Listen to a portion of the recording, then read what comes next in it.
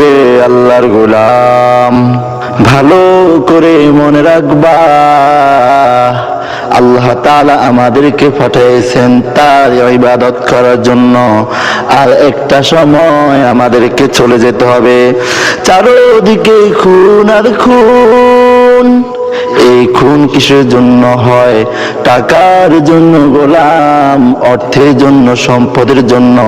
ভাই ভাইকে খুন করে ফেলে, ভাই ভাইকে খুন করে ফেলে, বোন ভাইকে খুন করে ফেলে, মায়ের হাতে ছেলে খুন, ছেলের হাতে মায়ের খুন। কারণ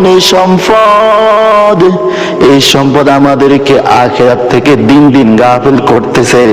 এই জন্য সম্পদের জন্য আমরা একজন আরেকজনকে দুনিয়া থেকে বিদায় করে দেই। কিন্তু গোলাম, ভালো করে মনে রাখবা গোলাম, এই দুনিয়া তো চিরদিন থাকার জায়গা না, এই দুনিয়া তো বাঁচার জায়গা না। একটা সময় আমাদেরকে চলে যেতে হবে। আজরাইল আলাইহিস সালাম আসবে রূহ কবজ করার জন্য।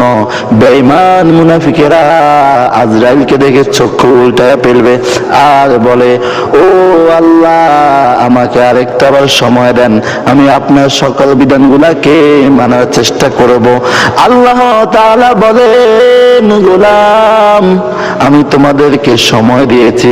হাত্তা ইযা জা আহাদাহুমুল মাউত ক্বালা রাব্বি ইরজিউন লাআল্লি আ'মালু সালিহান ফীমা তারাকতু। অবশেষে আমি তোমাদেরকে সময় দিলাম।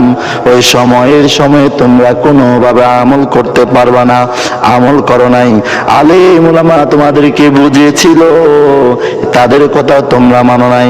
আজকে যতই কিছু করো, তোমাকে কোনোভাবেই মৃত্যু থেকে রেহাই দেওয়া যাবে না।